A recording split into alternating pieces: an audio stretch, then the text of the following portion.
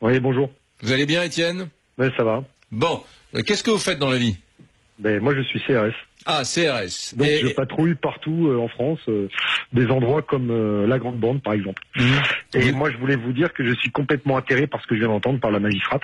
Ouais. Particulièrement une petite chose, c'est que j'espère qu'elle m'écoute encore, parce qu'elle a dit on ne pouvait pas enfermer tout le monde, ce serait tous les délinquants, sinon ce serait la guerre civile. Mais la dame, là, elle vit où? Parce qu'on est déjà en guerre civile. Je sais pas où elle vit, mais on est déjà en guerre civile. Moi, je vais vous dire une chose. Madame, elle devrait lire un bouquin d'un de vos derniers invités, Laurent Burton, qui s'appelle la France Orange Mécanique. Ouais, non, mais bien expliqué. Je l'ai reçu la semaine dernière, Roberton. Je l'ai reçu la semaine dernière. C'est pour ça que j'en parle. Là, on voit les défaillances de la justice. Moi, je vous le dis, la justice est défaillante.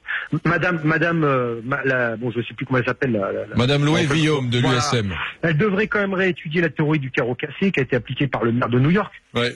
Giuliani, il y a 20 ans, ouais. Giuliani, pour nettoyer New York, qui était une ville, mais qui était, on pouvait plus y aller, quoi. C'était vraiment la ville, une des villes les plus dangereuses du monde. Aujourd'hui, c'est une des villes les plus sûres. Ouais. Mais qu'est-ce qu'il a fait?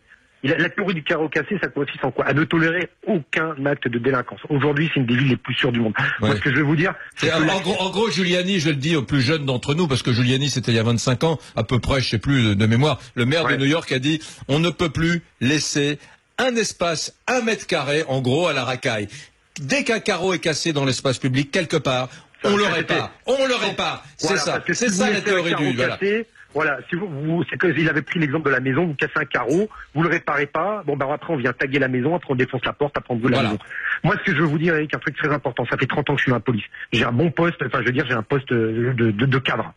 Ce que je veux vous dire, c'est que ça fait 30 ans que ça dure. C'est un laxisme politique, c'est un laxisme judiciaire. Je veux dire, ma première affaire d'émeute, c'était à Vaux-en-Velin dans les années 90. Le premier commissariat attaqué où je suis intervenu, c'était au Mureau en 91. Il y a eu 2 tournants. Le premier tournant, c'est Edith Cresson qui a été voir la famille du mec qui avait écrasé une policière, qui avait été écrasée sur le périphérique par de la racaille. Elle avait préféré aller voir la famille de cette personne-là plutôt que la famille de la policière. Vous pouvez vérifier. Je sais que vous avez quelqu'un qui vérifie là, Rémi, je crois. Ouais. Et ensuite, le deuxième tournant, c'est en 2005, quand les policiers dans les émeutes se sont fait tirer dessus. On a eu 150 qui sont blessés par balle.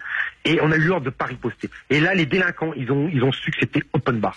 Moi, c'est tout ce que je peux vous dire. Moi, la justice, je peux en parler. La justice, moi, j'ai interpellé un gars qui était en train de dealer, vous entendez, devant un McDonald's.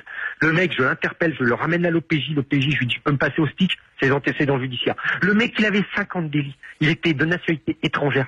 Le mec, il n'avait pas fait un jour de prison. Et quand je vous dis des délits, Eric, c'est vol avec violence, recel, ILS, infraction de législation sur stupéfiant, etc., tentative de viol, et tout, violence sur PDAP. Enfin, la totale. La totale. Et ce type-là, 50 actes, jamais été en tôle. Et ce type-là, donc l'OPJ appelle le substitut du proc. D'accord, c'était en 93. Le substitut du proc, il lui a mettez le dehors avec une convocation. Mais le mec qui rigolait, le mec qui m'a montré là, parce que vous savez, moi je travaille en toute la France, je suis CRS, il m'a montré le chemin pour aller au commissariat. Il m'a dit, mets pas ton GPS, chef, c'est bon, je connais la route. Ouais, vous imaginez. Attends, Étienne, une seconde, c'est